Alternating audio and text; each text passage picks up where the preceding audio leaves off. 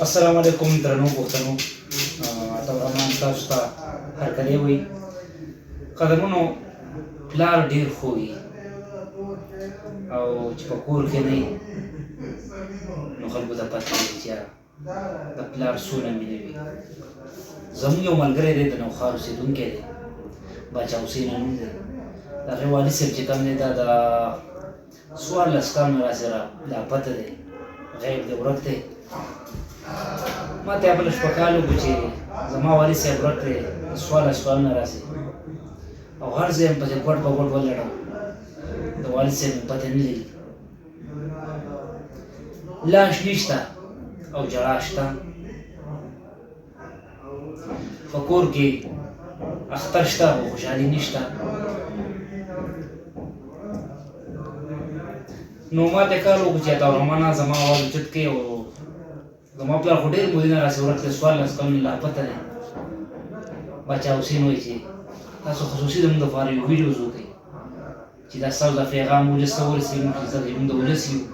نو باچا حسین وایي موږ ستاسو یو او د پلار مینه موږ ته فتح وي. الله یې ستاسو والي صاحب را پیدا کړي، الله یې تاسو صبر درکړي او زموږ یو وړوکی غوندې کوشش دی ستاسو اواز به موږ ولس ته کېږدو.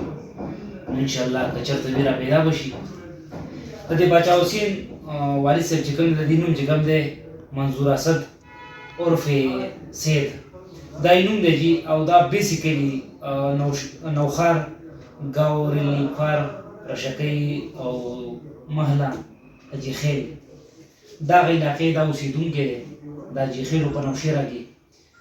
نو دا پلار یې د 14 کلونو نه داسې لا پته دی او ډېر زیات پسې وګرځېد. غریبانان ډېر زیات ستړي شو.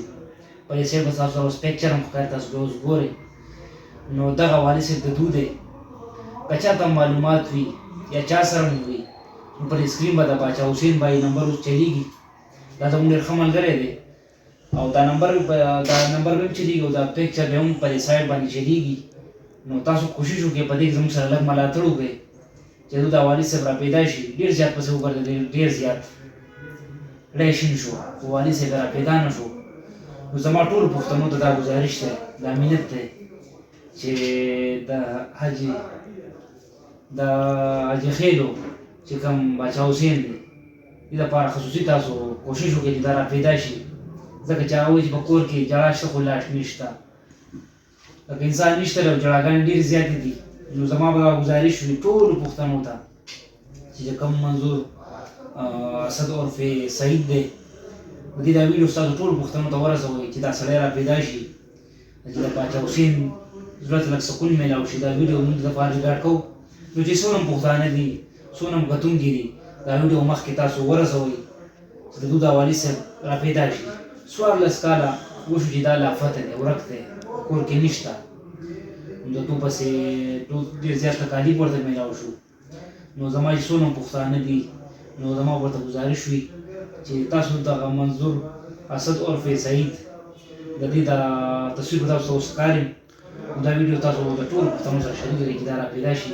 پر سکرین به تاسو سره نمبر هم ښکاري. خپل کوربه تورمان اجازت ورکړئ. د لوی الله په امان. ډېره مهرباني.